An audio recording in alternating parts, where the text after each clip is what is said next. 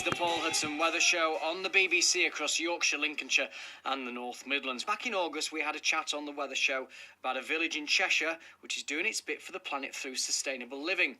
Following my chat with Gary Charnock there at Ashton Hayes, we found out more and more communities who are trying to reduce their environmental footprint by exploring new ways to produce and consume energy, treat their waste and produce their own food. Well, the answer could be something called biogas. Well, to talk more about this subject are Andrew Ormerod from the Global Biotechnology Transfer Foundation, Davide Poggio from the University of Surrey ISABEL project, and Simon Tilley from the Hudson Housing Project near Mansfield. Welcome, gentlemen. Hello. Okay, well, we'll start with Davide Poggio.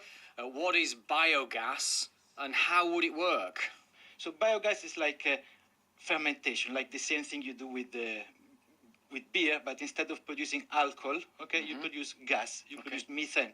So then this methane, you use it for whatever you want, for cooking, for heating your house, for district heating, for producing electricity, for putting your local bus and going around and collecting more food or food waste or distributing food. So it's a biological process in itself. So you just imagine a big tank, you put inside the waste, your food waste, your manure, your sewage, microorganisms inside, they eat it and they produce gas. That is the product we want.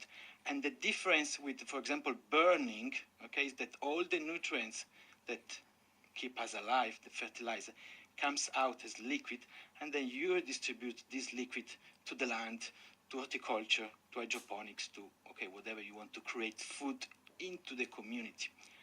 So this is the technical bit. And then from the social bit is really connecting. So it's a connector of different sectors that you have in a community. So you connect the hotel that produce waste with, for example, the farmer that needs your nutrient, and the school that needs energy to heat. So it's also a kind of a friendly technology. It helps us to stay together somehow. Yes. Well, over to Simon. One example of how the ISABEL project has come to a community is the Hudson Housing Project near Mansfield, not so far away from here in Yorkshire. How does it work for you, Simon? Well, it's at the early stages for us. We're really interested in sort of controlling our own energy supply. So we're kind of a small community of 5 houses in a village of about 50 houses. And we've currently got our own autonomous site, so we're producing energy from the wind with wind turbines and the sun with photovoltaic panels. And we're looking at biogas as a way to plug some of the gaps really for us. So maybe in transport or making electricity when the wind and the sun aren't blowing. So those are our sort of thoughts behind why we want to get involved. Is there enough waste to make this viable? Well, there certainly is where we have sort of like small allotments, and we produce quite a lot of our own food from that, and we have a very large compost bin each week in the house, or maybe more, that each of the 5 houses are producing, and that's would be sufficient, we think, we hope, to produce this biogas. Let's come back to Davide now. As I understand it, we're not quite there with your vision of biogas. Why is that? It does cost a little bit to put out this infrastructure. But the point is, let's consider all the benefit long term of creating local jobs, for creating food, for growing more food, educating people about recycling. These new sources of waste that are around your community and eventually you don't know they are there. Increasing the biodiversity. So the other day, for example, some guy was telling me, we need to remove, when people cut the verges of the road, instead of letting the grass rot in there, let's remove it, because then these verges will start flowering. At the moment they flower, they cannot come out because they are suffocated by this. So it's all about, with the community, understanding, how we can make a transition.